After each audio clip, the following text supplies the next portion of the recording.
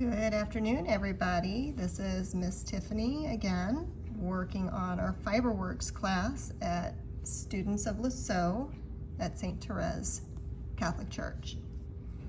So today I am going to show you again how to make something called a slip knot. We will be using this for whether you're crocheting or knitting, you're going to use a slip knot to begin a project. That is just the base for all of knitting and crochet work. So we're going to start with a slip knot. When we make our slip knot, we are going to make sure that we have a nice long tail of yarn. The tail is the end that is loose. It is not connected to your working yarn ball. Okay, so when we start, we want to make sure that we've got about maybe 3 feet, a yard's worth of yarn that is pulled out to the side. We are working right-handed, which means that you're going to be, your right hand needle is going to be doing the work once we get it on the needles. All right, so a slip knot, if you're going to do this from the floor, you can lay out your yarn. You're going to take your tail end and form a loop like that. You're going to see that these two ends are going to intersect, making a cross.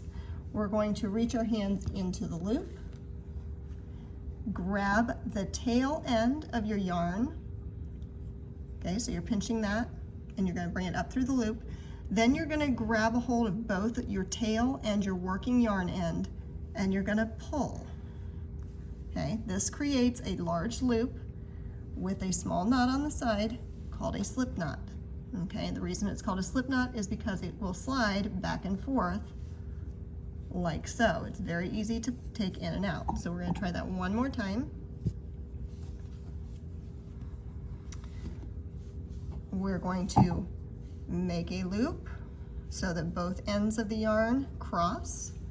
Our fingers are going to go between the loop and grab the tail end of your yarn, pull a loop in, grab a hold of the two ends, and then pull to form a loop. And there's your slip knot. The more you practice it, the easier it will get. Eventually you'll be able to do it just on your finger where you slide a quick loop. Done. Okay. Then we're going to go ahead and put that loop on our needle. Okay. One thing you want to make sure of is that you don't have this so tight that it doesn't move at all. You want to make sure it is loose enough that you can move your yarn on your needle.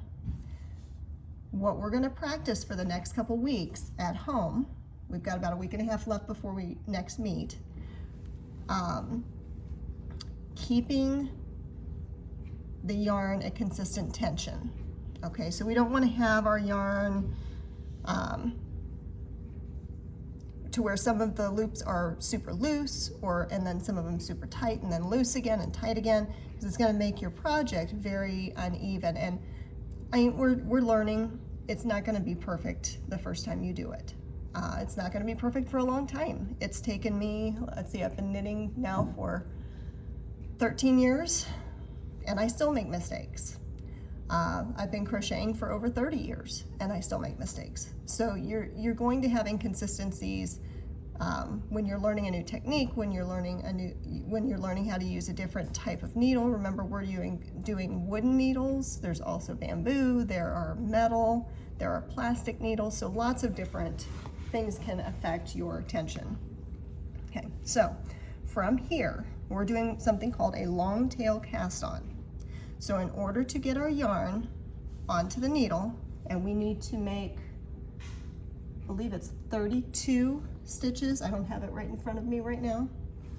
But what you're going to do is between these two lengths of yarn, you're going to place your thumb and your index finger. Okay? So those are going to lay on top of your fingers like pinchers. Then you're going to bring your needle and your yarn down. So it comes from here over the top, down like a V.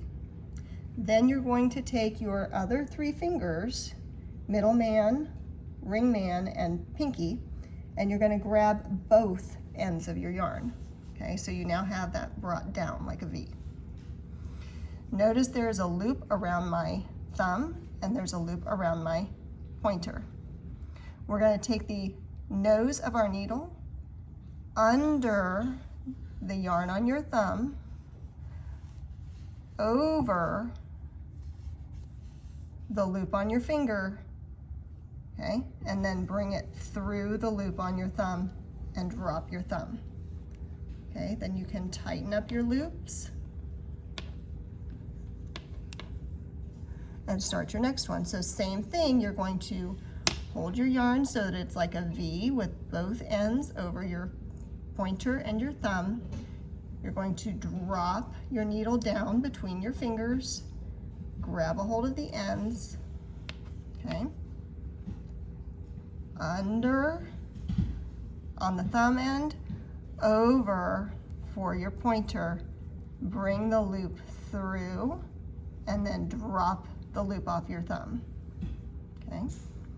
And then you're going to start counting. So each of these loops is 1 stitch. Okay, so I'm going to start again. I'll show you one more time. I'm going to go a little bit faster. I'm going to tighten up my yarn just a little bit, but still give it enough space to move. You can also start by grabbing a hold of your yarn, putting your fingers through, and then dropping it down. So again, we're going under the thumb, over the loop on your finger, pulling that loop through, and then tightening it. Okay, and I'm going to do just maybe 5 of these too, so that you can see them once they're finished here. 3, 4, 5. Okay, so I now have 5 stitches on my needle. This is the start of your work. Okay, eventually this long tail will be pretty much gone. That is what ends up on top of your needle. Okay, from here we're going to rotate our needle so that it is on the left side, and you're going to pick up your second needle. Okay, now's the fun part. We're going to start actually creating our stitches, our rows.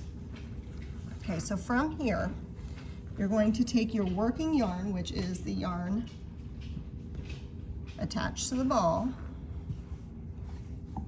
You're going to take it over to the left side, or to the right side, I'm sorry, to your right side. Okay, whatever tail is left is going to be down to the left.